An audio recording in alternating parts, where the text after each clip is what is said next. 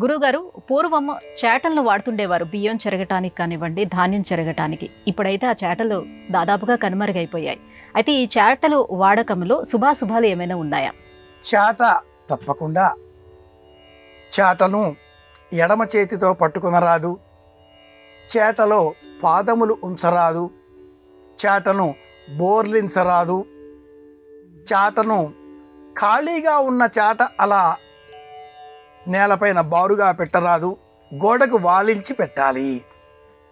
వెదురుతో చేసిన ఈ చాటకు కాగితములు, మెంతులు, పసుపు ఈ మూడింటిని గుజ్జువల చేసి అలదడంతో మెంతుల కారణంగా ఈ చాటలో చెరిగిన ధాన్యాన్ని ఏ పురుగులు ఆశించేవి కావు. మెంతులలో ఉండే చేదు పదార్థం అలాగే పసుపు ఈ రెండింటి కారణంగా చేటలో ఉంచిన ధాన్యానికి పురుగులను నివారించేటటువంటి స్థితి సహజంగా ఏర్పడేది.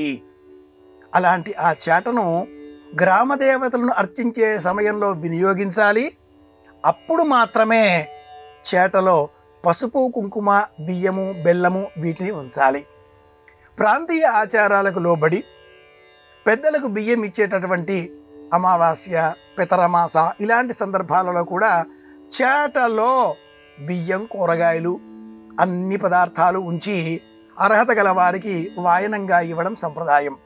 ఈ సంప్రదాయాన్ని కొనసాగిస్తూ కొన్ని ప్రాంతాలలో వివాహం అనంతరం నాగవల్లి అనేటటువంటి కార్యక్రమం చేసే సమయంలో మూసివాయనం అన్న పేరిట చిన్న చిన్న చేటలలో ఒక చేటలో రవిక కణములు, కొబ్బరి కుడకలు, అలాగే పసుపు, కుంకుమ, గాజులు, మరి ఒక కొబ్బరి కుడక ఆ పైన ఉంచి, కురిడి ఆ పైన ఉంచి, మరి ఒక చేట ఆ పైన మూతగా ఉంచి మూసివాయనం ఇలా అందించేటటువంటి వారు. ఈ చేటకి శుభాశుభాలు అన్నప్పుడు దేహత్యాగం చేసి విదేహులైన తర్వాత ఈ దేహాన్ని భస్మీపటలం చేస్తే ఆ భస్మాన్ని చేటలతో ఎత్తి మొక్కలకు అందించాలి.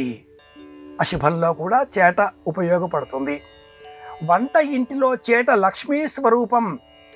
ఏ ఇంటిలో వెదురుతో అల్లిన చేట ఉండదో ఆ ఇంటిలో ధాన్యానికి తరచుగా లోటు ఏర్పడుతూ ఉంటుంది. అలా కాకుండా ఉండాలి. పూర్వకాలంలో చెప్పబడ్డ చేటలను తిరిగి వినియోగంలోకి తెద్దాం. అలాగే వివాహానికంటే పూర్వం నిర్వహించేటటువంటి సంప్రదాయపరమైన ఆచారాలలో కూడా ఈ చేటను వినియోగించాలి.